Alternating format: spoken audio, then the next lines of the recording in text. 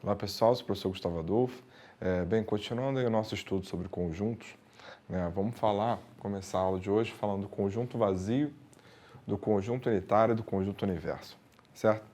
Bem, o conjunto vazio, né, é todo conjunto que possui elemento algum ou que possui nenhum elemento, certo?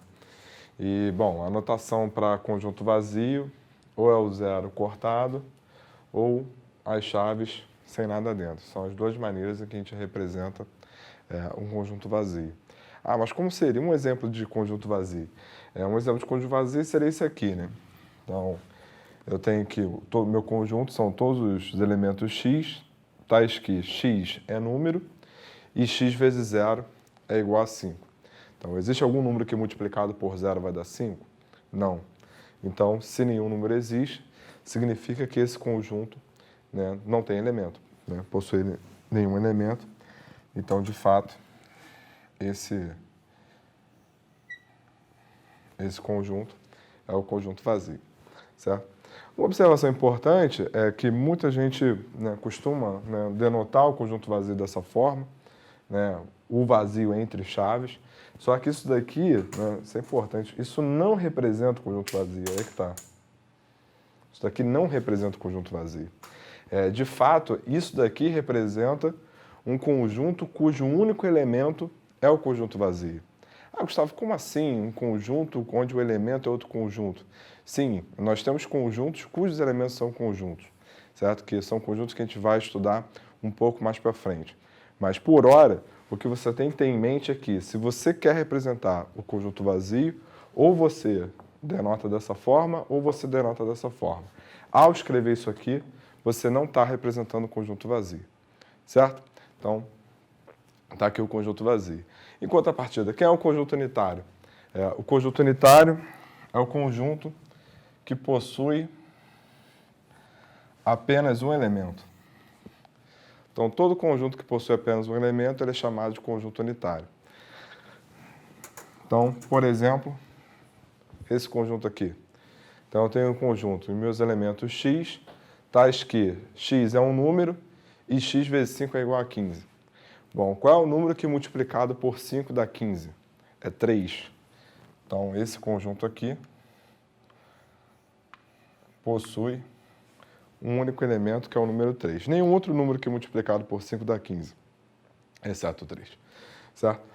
Então, esse conjunto possui um único elemento, no caso 3.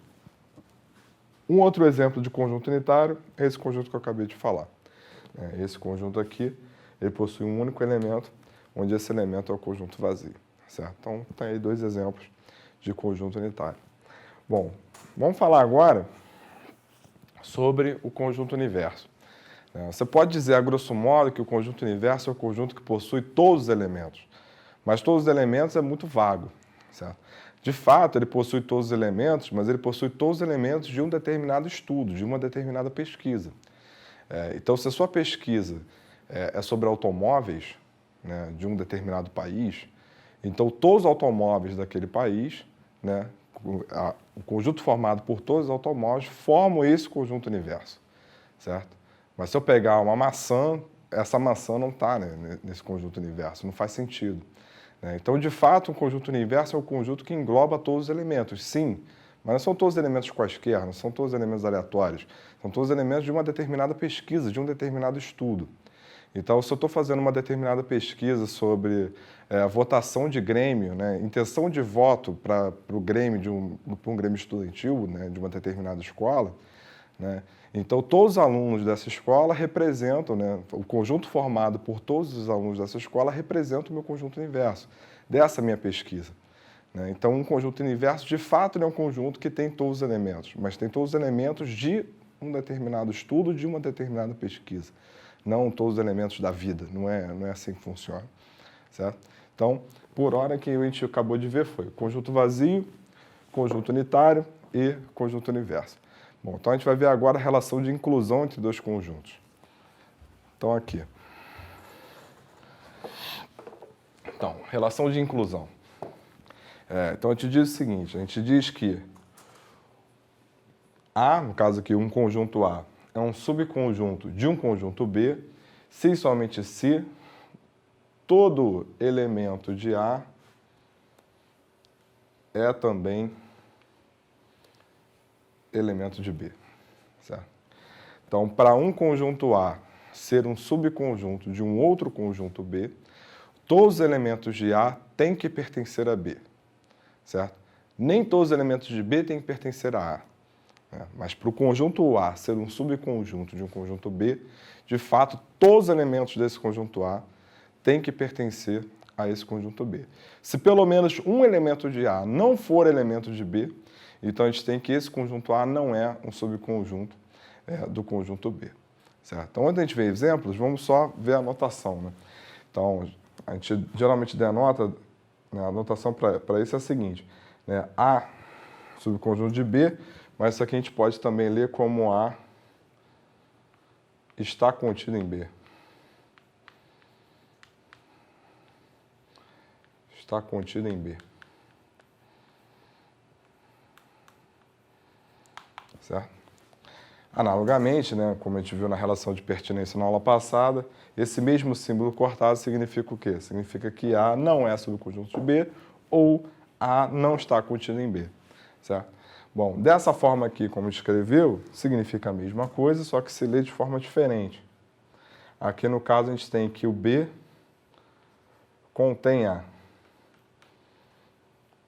Então, é uma outra maneira de dizer que A é subconjunto de B, ou seja, o conjunto B contém o conjunto A, certo?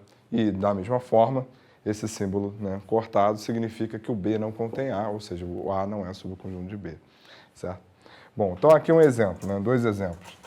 A gente tem aqui esse conjunto formado pelos números 2, 3, 5, tem esse conjunto formado pelos elementos 2, 3, 4, 5, 6. Né?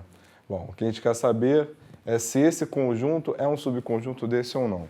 Então, o que eu preciso fazer é olhar para todos os elementos, certo? E ver se cada um desses elementos pertence a esse conjunto. De fato, isso é verdade, né? A gente tem que o 2 está aqui, o 3 está aqui e o 5 está aqui. Então, como todos os elementos desse conjunto pertencem a esse conjunto, então a gente tem que esse conjunto está contido nisso, certo? Tudo bem? Bom, agora aqui, analisando esses dois. Então, o A está aqui, o B está aqui e o C está aqui. Porém, esse elemento aqui D não pertence a esse conjunto. Então, como esse elemento D não pertence a esse conjunto, como eu disse, né, basta um elemento não pertencer para esse cara não ser subconjunto desse. Então, de fato, a gente tem que esse conjunto não é subconjunto desse cara. Ou ainda, esse conjunto não contém esse, certo? Então, para que um conjunto seja subconjunto de outro, todos os seus elementos têm que pertencer ao outro. Se você tiver pelo menos um que não pertença, isso já deixa de acontecer, né? Então, algumas propriedades. Primeiro, o conjunto vazio está contido em qualquer conjunto, seja ele qual for. Todo conjunto está contido em si mesmo, certo? E se eu tenho um conjunto A contido no conjunto B, e esse conjunto B está contido num outro conjunto C, então eu tenho que o A está contido em C, certo? Então, se esse está contido nesse e esse está contido nesse, então é fato que esse está contido nesse aqui também, certo? E por fim, né, para a gente fechar a aula de hoje, falar de igualdade de conjuntos. Dois conjuntos são iguais quando eles possuem exatamente os mesmos elementos. Em outras palavras, para o conjunto A ser igual ao conjunto B, todos os elementos de A têm que ser elementos de B e, simultaneamente, todos os elementos de B têm que ser elementos de A. Então, dessa maneira, eu tenho que o conjunto A é igual ao conjunto B quando A está contido em B e B está contido em A, certo? Então, se o B não estiver contido em A, eles não são iguais, que é o caso daqui, certo? Mas se A estiver contido em B e o B estiver contido em A, ou seja, todos os elementos de A pertencem a B e todos os elementos de B pertencem a A, então eles têm exatamente os mesmos elementos. Como eles têm exatamente os mesmos elementos, então, por definição, esses conjuntos são iguais. Certo?